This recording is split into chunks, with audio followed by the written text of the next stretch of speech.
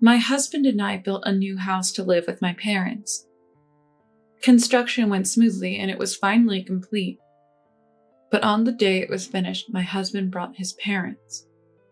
I initially thought they were here to celebrate, but it seemed that wasn't the case. "This is where we'll live. Send your parents away, okay?" "Wow, what a beautiful house. I'm looking forward to our new life here." "Sorry for the sudden change, but my parents will be living here. We can't live with your parents, so please ask them to leave." Suddenly, my husband's parents declared they'd live in our new house. Even my husband sided with them. I decided to get back at my inconsiderate husband and his parents.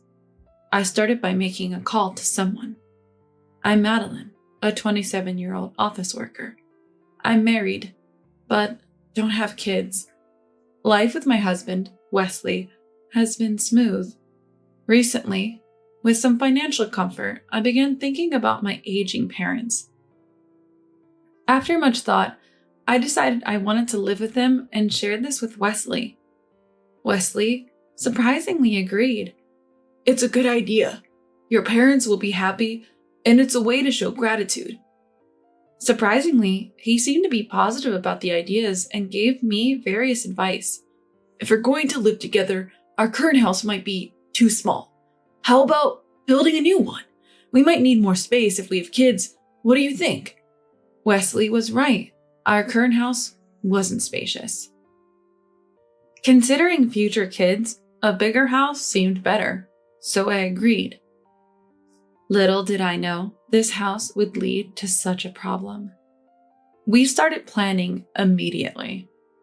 We discussed the best house for elderly parents, its proximity to the station, and its size.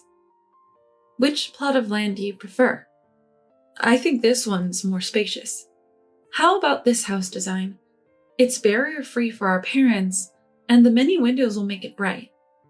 I discussed various things like this.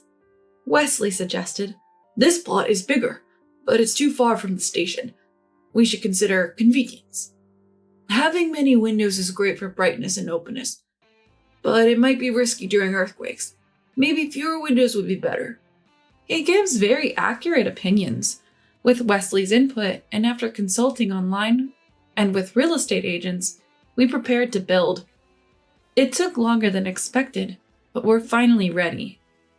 "Yes, it was a long process, researching and consulting, but now we just have to wait for it to be finished." We occasionally visited the construction site, but mostly we waited patiently. Finally, the house was done. I excitedly emailed my parents. "The new house is ready. Let's decide on a moving date." Then Wesley arrived. But he wasn't alone. He brought his parents. I thought he had come for a housewarming party, and I greeted him and his parents-in-law, wondering, why did Wesley bring his parents when we weren't even in this house? But what they said was unexpected. "This is the new house you built? It's quite nice. From now on, we'll live here. Your parents can't. If they come, send them away. This is our new home." "Is this the new place? It's beautiful. Thanks for preparing this for us. We're proud of our son. We're counting on you. Show us the rooms. Who has the keys?" He said things like that and proceeded to talk on his own. I was confused. This house was for my parents and us. Wesley had agreed. I thought he'd convince his parents, but he said, "Sorry, but as Mom said, my parents will live here, so we can't live with your parents. If they stay, it won't work. To be honest, they're in the way." I couldn't believe even Wesley, whom I trusted, would say something like that to me. I was so shocked. I couldn't find the words to respond. Then, without asking, they just moved into the new house, started unpacking, and began setting up as if they lived there. Such a reckless attitude. And Wesley didn't even try to stop them. Seeing this, I decided to get a divorce. Later, I confronted him. This house was built for my parents, Not for your parents, Wesley. Why are you suddenly saying this? This isn't what we agreed on. But all Wesley did was snort in amusement. Despite my repeated requests for them to leave, they seemed annoyed and even tried to kick me out. I didn't want to live with his parents either, so I left. I kept asking them to either buy the house or leave, but they ignored me. To make matters worse, even after our divorce, they expected me to pay the mortgage. I was furious at both his ridiculous parents and Wesley for going along with them. I immediately called a law firm and hired a lawyer who specializes in divorce disputes. A few days later, I brought the lawyer with me to draft a divorce agreement. Wesley agreed to the divorce itself, but he absolutely refused to leave the house. Even when I suggested he pay the mortgage and stay, he wouldn't agree. Their absurd demand was that they continue living in the house, but I, the one divorcing, would pay the mortgage. Even the lawyer couldn't help but smirk at their audacity. However, when the lawyer told them, "If you continue to live here without permission, the owner, which is her, can sue you," they seemed to reconsider. The divorce agreement included a clause about handing over the house. Following the lawyer's advice, I set a deadline. Hand over the house to me by this date. If you don't, either buy the house or leave, no matter the reason. Though they were submissive in front of the lawyer, as we parted, Wesley and his family gave me a spiteful smirk. I wondered why they were smirking, even after signing the divorce agreement, but it soon became clear. They had no intention of leaving. They seemed to think that as long as they lived there, no one could force them out. Despite my repeated warnings, they just claimed they were preparing to leave. In the end, I couldn't reclaim the house by the promised date. On the day, I gave them one last warning. Wesley, his mother, and father just laughed at me. "A divorce agreement is just a piece of paper. We've lived here until today and faced no issues.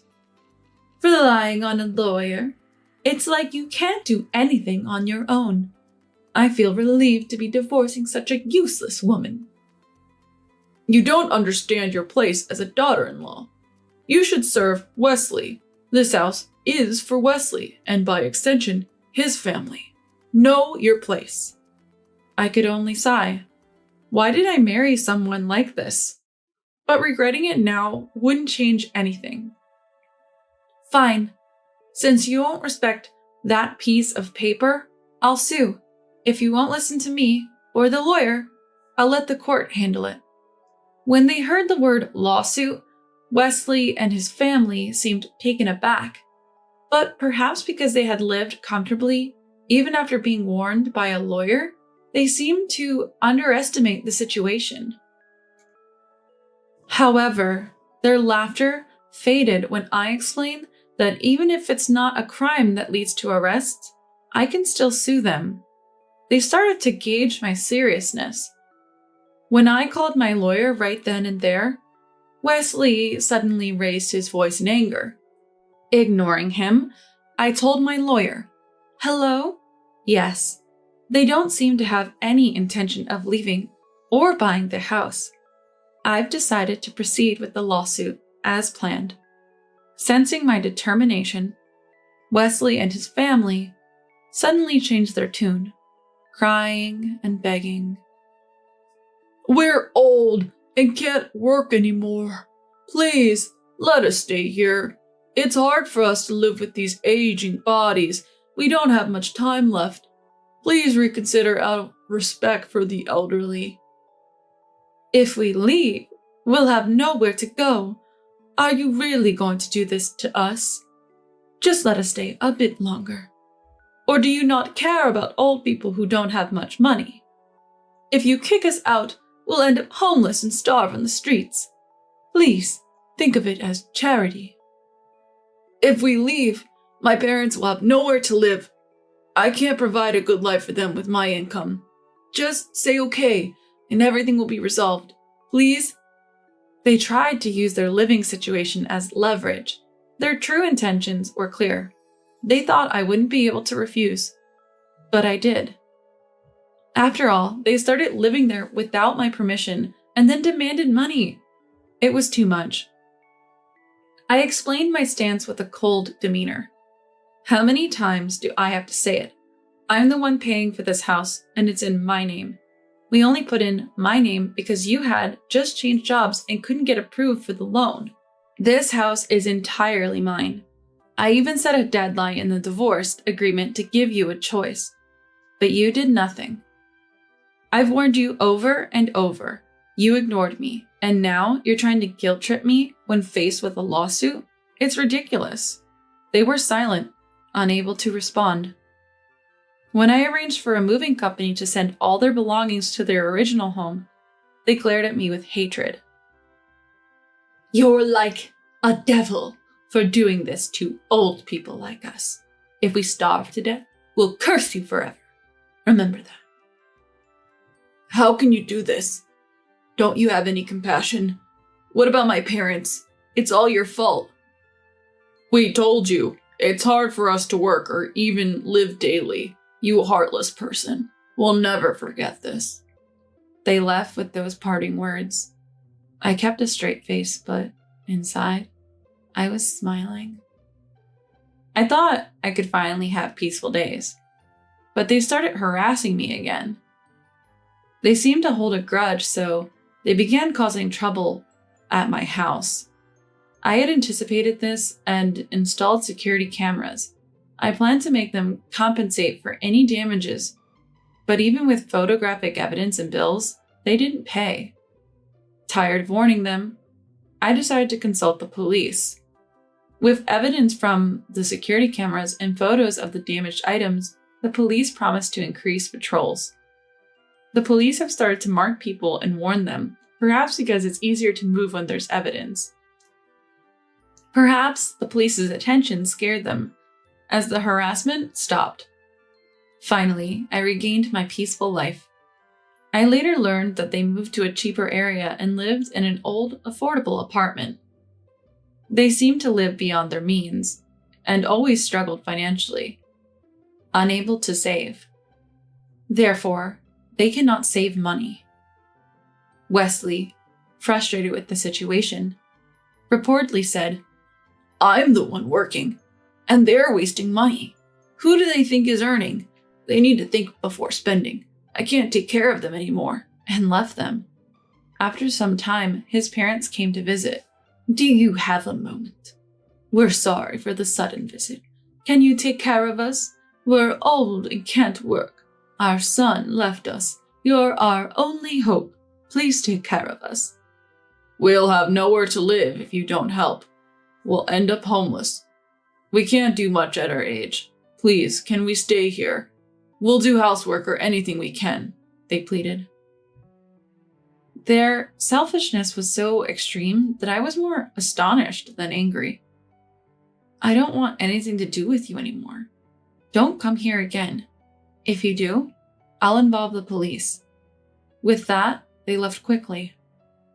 From what they said, they didn't know where Wesley had gone. I wanted to cut ties and forget about it all, but reality didn't let me. This time, Wesley came to me. No matter how many times I refused or ignored him, he kept coming, asking to get back together. "Look, I'm sorry about before. Turns out my dad had racked up a lot of debt, and we had to sell our original house. We had nowhere to live, and after paying off the debt, we had almost no savings left. I thought we could stay at your place. After leaving the house, we lived in a cheap apartment, but my parents kept spending, so we couldn't save money, and life became tough. That's why I left. Can't you give me another chance? I promise I won't act like that again, please." Hearing this, I finally understood why his parents had come to my new house, and why they couldn't return to their family home. But hearing all this, I felt nothing but indifference. That's it? If you're done, then leave.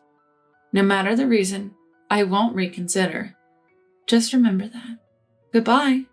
I tried to close the door, but he seemed persistent. I'll apologize as many times as it takes. I won't give up until you forgive me. I'll prove myself. It seems like he won't give up until I forgive him. True to his word, he seemed determined. Every time I went out, I'd likely run into him. He'd call and email almost daily. He had become a full-blown stalker. He'd even confront me in public, making scenes like, "I'm truly sorry. I've reflected on my actions. What can I do for you to forgive me?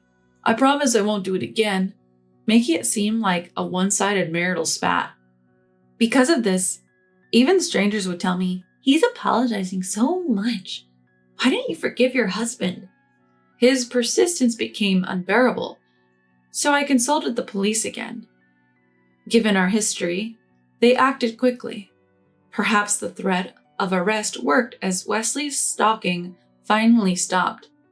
I managed to settle all the issues, and as initially planned, Mom and Dad and I started living in the new house. My parents thanked me, saying, "We appreciate all you've done to let us live in the house, despite the troubles." Despite the divorce, the three of us can now live happily.